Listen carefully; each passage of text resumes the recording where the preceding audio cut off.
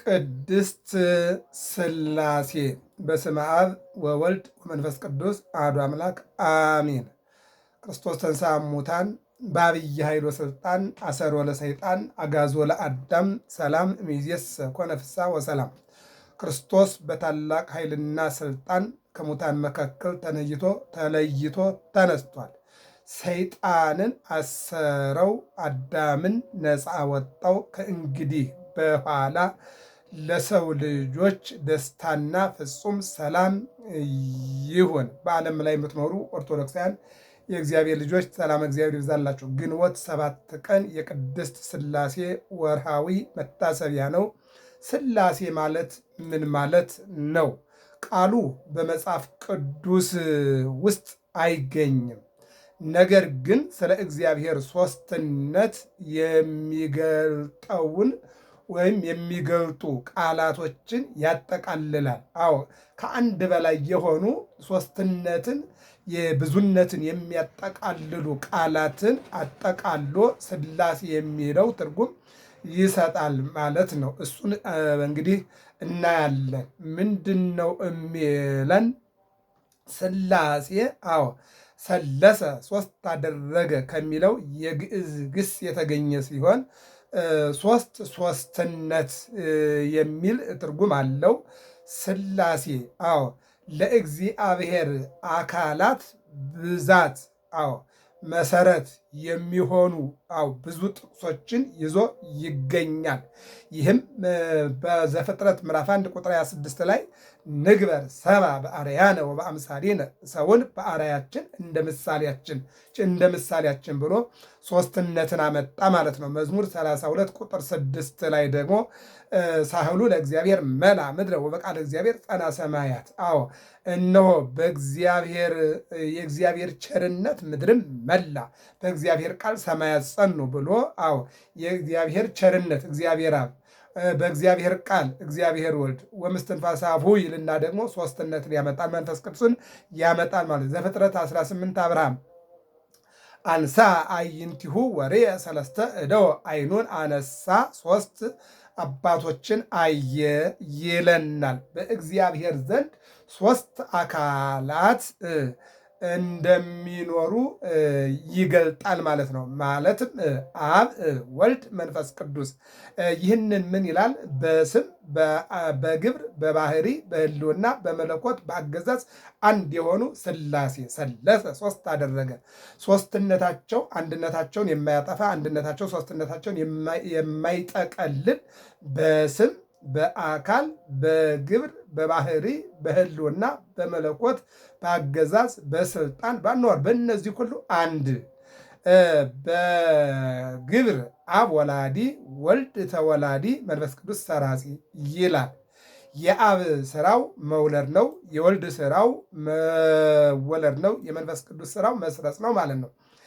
በአብ ልብነት ወልድ መንፈስ ቅዱስ ያስባሉ። በወልድ ቃልነት አብ መንፈስ ቅዱስ ይናገራሉ።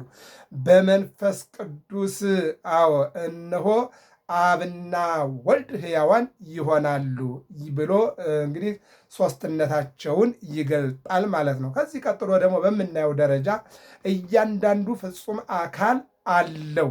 ይህ ማለት እግዚአብሔር በሦስት አይነት መልክ እየተለዋወጠ ራሱን ገልጧል ማለት አይደለም።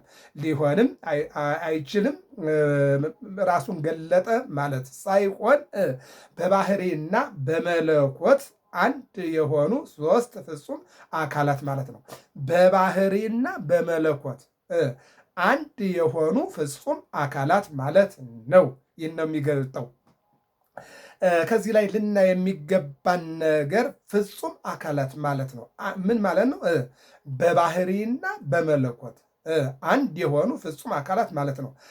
አካል ሲባል ሌላ ትርጉም ቢኖረውም ከዚህ ላይ ግን ፍጹም ምሉ ቀዋሚ እኔ ባይ ማለት ነው። ፍጹም ምሉ ቀዋሚ እኔ ባይ ማለት ነው። አዎ እንደውም ኢየሱስ ምን ይላል? ራሱን ከአብ ጋር አስተካከለ፣ ኢየሱስ አባቴ ነው ይል ነበረ ብሎ ባለ ወንጌሉ ይናገራል። ዮሐንስ ወንጌል ምዕራፍ 14 ቁጥር 5 ላይ ስንመለከት እኔና አብ አንድ ነን ብሎ ራሱን ከእግዚአብሔር ጋር ያስተካክል ነበረ። ምንድነው? እኔ በአብ እንዳለው አብ በእኔ እንዳለ አታውቁምን?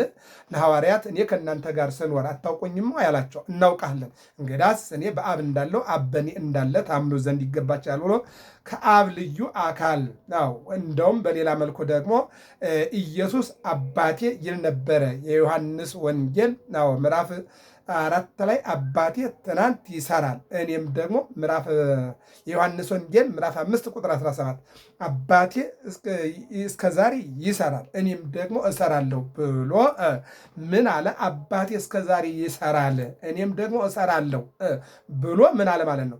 ኢየሱስ ከድንግል ማርያም የተወለደ እንደሆነ በዚህ በልደቱ ሌላ አካል እንዳለው ስጋ ለብሷል። ምንድነው? ሰማይ ወምድር ዘኢያገምሮ እፎ እንጋ ማኅፀነ ድንግል ጾሮ፣ ሰማይና ምድር የማይችለው የድንግል ማርያም ማኅፀን ቻለው። ምንድነው? ብስራት ዜና አንባቢ ተናጋሪ ቅዱስ ገብርኤል፣ ዜናውን ተቀባይ ድንግል ማርያም፣ ጸዋሬ ዜና ገብርኤል ይላል።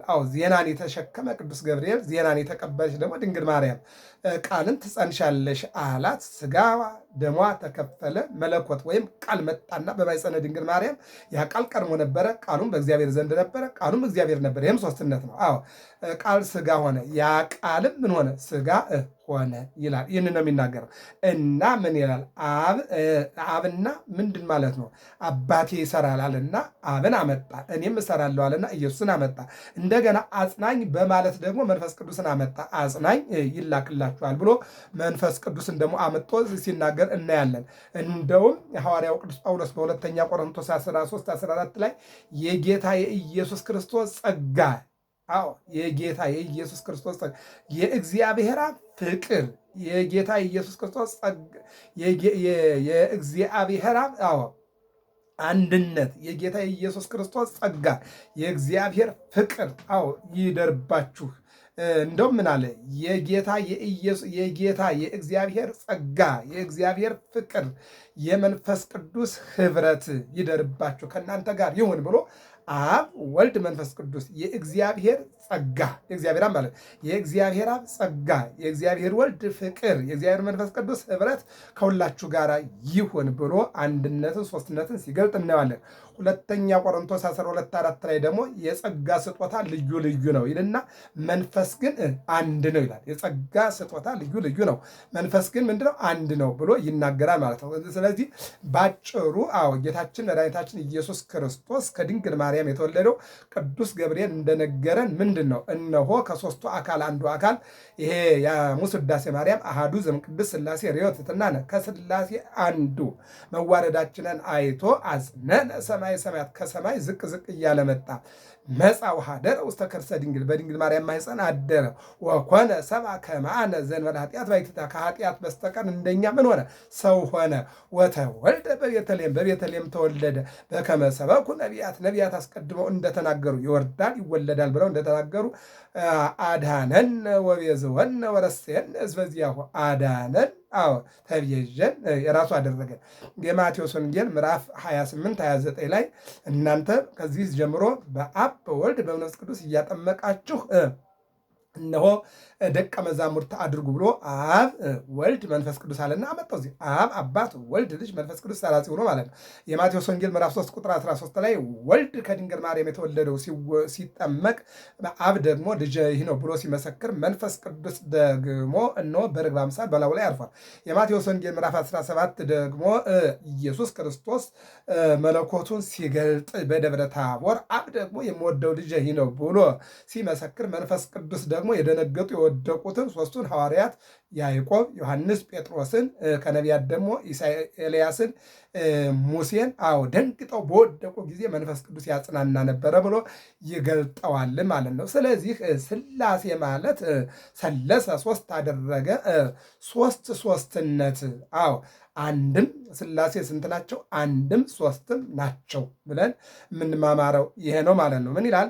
ሥላሴ አብ ወልድ መንፈስ ቅዱስ ማለት ሦስት የሦስትነት ቁጥር የይዞ የተገኘ ይልና ሲሆን ዓለምን ካለመኖር ወደ መኖር አምጥቶ የፈጠሩ በዘመናቸው ህልፈት በመንግስታቸው ሽረት የሌለበት ዓለምን ፈጥረው የሚመግቡ እነሱ ዓለሙንና በውስጡ ያለውን ሲያስገኙ አስገኝ የሌላቸው በባህር በየብስ በሰማይ በምድር ምሉ ናቸው ብሎ ምስጢረ ሥላሴ ይተረጉማል። ዓለምን ፈጥረው እንድገመው፣ ዓለምን ፈጥረው የሚመግቡ እና ዓለሙንና በውስጡ ያለውን ሲያስገኙ አስገኝ የሌላቸው በባህር በየብስ በሰማይ በምድር ምሉ ማን? ቅድስት ሥላሴ ወይም ሥላሴ ማለት ነው። በሌላ መልኩ ባህሪያቸውን ባህሪያችን ያመሰግነዋል። የዮሐንስ ወንጌል ምዕራፍ 16:5 ላይ ሥላሴ በስም በግብር በአካል አንድ የሆኑ ሥላሴ ባህሪያቸውን ያመሰግናል ብሎ ያመጣዋል ማለት ነው። ምንድን ነው? በስመ አብ ወወልድ ወመንፈስ ቅዱስ አሐዱ አምላክ በቅድስት ሥላሴ እንዘ አምኅ ወእትማጸን እክህደከ ሰይጣን ብለን ያንን ቃል እግዚአብሔር የምንናገረው ባህሪያቸውን ስለሚያመሰግን ነው። ምን ይላል? በአብ ልብነት ያስባሉ፣ በወልድ ቃልነት ይናገራሉ፣ በመንፈስ ቅዱስ ደግሞ እስትንፋስነት አብና ወልድ ሕያዋን ይሆናሉ። ይሄ የኩነት ስም ይባላል። የአንድነት ስማቸው ይሖዋ ይለዋል። እንደውም ማለት ነው እግዚአብሔር አምላክ ጸባዖት፣ ኤልሻዳይ፣ አዶናይ፣ መለኮት፣ ፈጣሪ፣ መሐሪ የመሳሰለው በነጠላ ግስ የሚነገረው ስም ነው። አብን ወላዲ አስራጺ፣ ወልድን ተወላዲ፣ መንፈስ ቅዱስን ሰራጺ ብለን ሶስቱን አንድ አምላክ እንላለን እንጂ ሶስት አምላክ አንልም። ይህም ሲባል አንድነታቸው ሶስትነታቸውን አይጠቀልለውም፣ ሶስትነታቸው አንድነታቸውን አይለያየውም። በባህሪ በፈቃድ በስልጣን አንድ ናቸው ብሎ ምስጢረ ሥላሴ ይተረጉመዋል። ይሴለሱ በአካላት ወይትዋሃዱ በመለኮት ይሴለሱ በአካላት በአካል ሶስት ይሆናሉ፣ በመለኮት ደግሞ አንድ ይሆናሉ። እንዘ አሐዱ ሰለስቱ እንዘ ሰለስቱ አሐዱ ሶስት ሲሆኑ አንድ ሲሆኑ ሶስት። ሃይማኖተ አበው ይህን ይናገራል። አንሰ ሶበ እቤ እግዚአብሔር እብል በእንተ አብ ወወልድ ወመንፈስ ቅዱስ ሃይማኖተ አበው። ከዚህ በተረፈ ከመጽሐፍ ተመልክቶ ከመምህር ተረድቶ ምስጢረ ሥላሴን በጥንቃቄ መረዳት ይገባል። ምክንያቱም ሥላሴ ከሶስትነታቸው ከአንድነታቸው በተጨማሪ ጎልቶ የሚነገርላቸውና የሚተረክላቸው ታሪክ አለ። ምንድን ነው እሱ? የአንድነት ሶስትነትን አለማጥፋት፣ የሶስትነት አንድነትን አለመጠቅለል፣ ይልቁንም ደግሞ ለእግዚአብሔር አንድነትና ሶስትነት እንዳለው የምናይበት አስተምሮ ምስጢረ ሥላሴ ይባላል። ምስጢር ማለት የማይመረመር ብዙ ሰው ደግሞ ሊያውቀውና ሊገባው የማይችል ረቂቅ የሆነ ነገር ነው። ምስጢረ ሥላሴ፣ ምስጢረ ጥምቀት፣ ምስጢረ ስጋዌ፣ ምስጢረ ትንሣኤ ሙታን፣ ምስጢረ ተክሊል እያለ በቤተክርስቲያናችን 7 ምስጢሮችን ምስጢር እያለ ይናገራል። ለምን?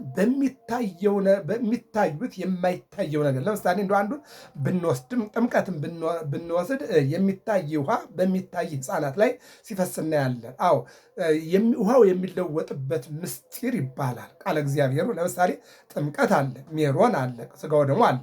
አዎ ሕፃኑ ግልጽ ሆኖ ነው የቀረበው። ካህኑ ግልጽ ነው ይታያል። በውሃው ላይ የሚጸለየው ጸሎት፣ በሜሮኑ ላይ ያለው ቅባት፣ ይልቁንም ደግሞ በስጋው ደግሞ የክርስቶስ ስጋና ደም፣ እነዚህ ሶስቱ በሶስት ገመድ የተገመደ አይበጠስም። አንድ ሆነን ከእናት ከአባት ከእናትና ከአባት እነሆ ተወልደን በስጋ እንደምንገኝ ከሶስት ደግሞ ከአብ ከወልድ ከመንፈስ ቅዱስ በማኅፀነ ዮርዳኖስ በአብራ ከመንፈስ ቅዱስ በጥምቀት በሜሮን በስጋው ደግሞ ተወልደን ደግሞ የእግዚአብሔር ልጆች እንሆናለን ማለት ነው። ቅድስት ሥላሴ የሚል ደግሞ አለ። ለምሳሌ ቅድስት ማለት የሴት አንቀጽ ነው። ግን ወንድና ሴት አንድ ላይ እየኖሩ ጽንሰት የሚፈጠረው በሴት ማኅፀን ነው አይደለ? ስለዚህ ንግበር ሰብአ በአርአያነ ዘፍጥረት 1:26 ቅድም የጠቀስነው ነው። ዓለምን እንፍጠር ብለው በሶስትነት ባሰቡ ጊዜ በሥላሴ ፈቃድ ዓለም ተጸንሷል፣ ተወልዷል ማለት ነው። ስለዚህ ዓለም የተገኘው በፈቃደ ሥላሴ ማኅፀን ስለሆነ ቅድስት የሚለውን ይዟል። በእናት ማኅፀን ልጅ እንዲጸነስ በሥላሴ ፈቃድ ዓለም ተጸነሰ፣ በሥላሴ ፈቃድ ዓለም ተወለደ፣ በሥላሴ ፈቃድ ዓለም ተመሰረተ ማለት ነው። ስለዚህ ቅድስት የሚለው የዓለም ፈጣሪ ለማለት ተፈልጎ ነው። ገብረ መስቀል ሚዲያ ነው። ሰብስክራይብ፣ ላይክ፣ ሸር አድርጉ። ሰላም እግዚአብሔር ከሁላችን ጋር ይሁን።